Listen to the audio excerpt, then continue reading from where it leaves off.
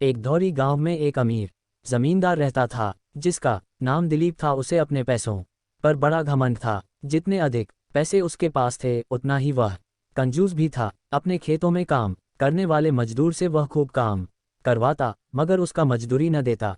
गरीब मजदूर मन मारकर उसके खेत में काम करते। उसी धौरी गांव में गणेश नामक एक किसान रहता था। उसके पास थोड़ी सी जमीन थी।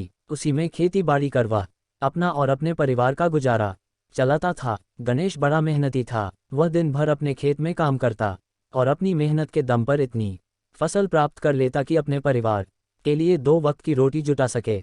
धौरी गांव के बाकी किसानों के पास गणेश के मुकाबले अधिक जमीनें थीं। वे गणेश की मेहनत देखकर हैरान होते कि कैसे इतनी सी जमीन में वह इतनी फसल उगा लेता है। एक साल धौरी में भयंकर सूखा पड़ा। बिना बारिश के खेत खलिहान सूखने लगे। गरीब किसानों के पास सिंचाई की कोई व्यवस्था न थी। वे सिंचाई के लिए बारिश और चंदन नदी पर ही निर्भर थे। एक साल ना ही बारिश पड़ा ना ही नदी में पानी था, इसलिए उनकी सारी फसल बर्बाद हो गई।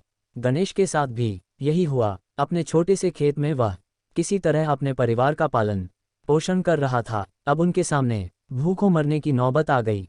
मजबूरी के कारण वह धौरी गांव के जमींदार दिलीप के पास कर्ज मांगने गया। जमींदार दिलीप कंजूस तो था ही। उसने सोचा कि यदि उसने गणेश को पैसे दिए तो ये लौटा तो पाएगा नहीं, इसलिए इसे अपने खेत में काम पर लगा लेता हूँ। मेहनती तो ये है ही, और मजबूर भी। कम पैसों में दुगुनी मेहनत करवाऊंगा। उसने गणेश से कहा, देख गणेश, विस्मयादिबोधक चिन्ह, मैं तुझे कर्ज तो दे नहीं सकता, लेकिन तेरी इतनी मदद कर सकता हूँ कि तुझे अपने खेत में काम पर रख लूँ। तुझे महीने के 5,000 रुपये दे दिया करूँगा। गणेश बोला, पर मालिक दूसरे किसान तो 9,000 पाते हैं। तो दिलीप जमींदार बोला, करना है तो कर, वरना मेरे पास किसानों की कमी नहीं। मजबूर गणेश क्या करता, हाँ भरकर घर लौट आया। अगले दिन से जमींदार दिलीप के खेत में काम करने लगा। मेहनती तो वह था ही।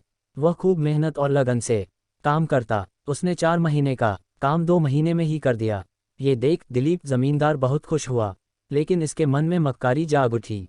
उसने सोचा कि 4 महीने का काम तो इसने 2 ही महीने में कर दिया, क्यों न इसे निकाल दूं, इससे मेरे 2 महीने के पैसे बच जाएंगे। उसने गणेश को बुलाया और उसके 2 महीने के पैसे देकर कहा, गणेश ये ले तेरे पैसे, कल से मत आना, अब मुझे तेरी जरूरत नहीं। ये सुनकर गणेश परेशान हो गया। बड़ी मुश्किल से उसका घर चल रहा था।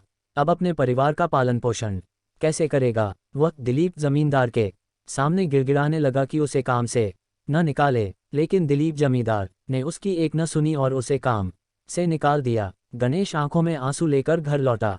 चिंता से रात भर उसे नींद नहीं आई। सुबह उठकर उसने फैसला किया कि वह फिर से दिलीप जमींदार के पास जाएगा और उससे विनती करेगा कि उसे वापस काम पर रख ले। वह जमींदार के घर के सामने जाकर बैठ गया। सुबह उठकर दिलीप जमींदार अपने घर से बाहर निकला तो गणेश को घर के सामने बैठा हुआ देखा। उसने गणेश से पूछा, क्या हुआ गणेश, क्यों आया है।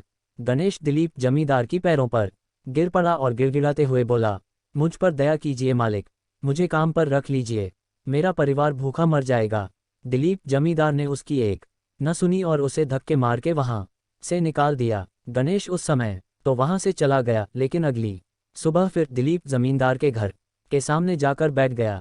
दिलीप जमींदार ने उसे फिर बुरा भला कहकर भगा दिया। अब से रोज गणेश किसान उसके घर पर जाने लगा। गणेश रोज दिलीप जमींदार के घर के सामने जाकर बैठ जाता और दिलीप जमींदार उसे भगा देता। पूरे धौरी गांव में इस बात की चर्चा होने लगी। सब दिलीप जमींदार को भला बुरा कहने लगे। तंग आकर दिलीप जमींदार ने सोचा कि क्यों ना कुछ दिन परिवार सहित दूसरे गांव गोराडीह चला जाऊं। मुझे घर पर ना देखकर गणेश यहाँ आना बंद कर देगा। अगले दिन अपने गाड़ी पर बैठकर वह परिवार सहित दूसरे गांव अपने रिश्तेदार के घर चला गया। 10-15 दिन रिश्तेदार के घर रहने के बाद जब वह अपने घर लौटा तो गणेश को अपने घर के सामने बैठा नहीं पाया। वह मन ही मन खुश हुआ कि चलो उससे पीछा छूटा, लेकिन वह चकित भी हुआ कि आखिर गणेश ने आना बंद क्यों कर दिया। उसने गांव वालों को बुलाकर पूछा तो पता चला कि गणेश घायल है और अपने घर पर पड़ा हुआ है।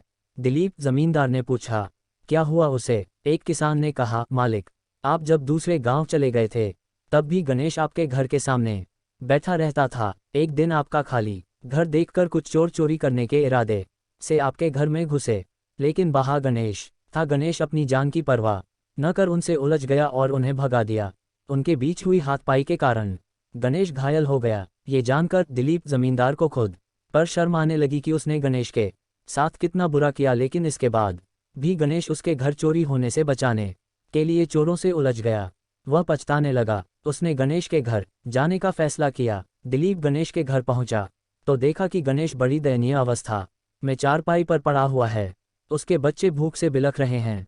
ये देख दिलीप जमींदार का दिल भर आया। उसने गणेश से अपने किए की माफ़ी मांगी, उसका इलाज करवाया और ठीक होने के बाद अच्छी पगार 20,000 के साथ उसे फिर से काम पर रख लिया।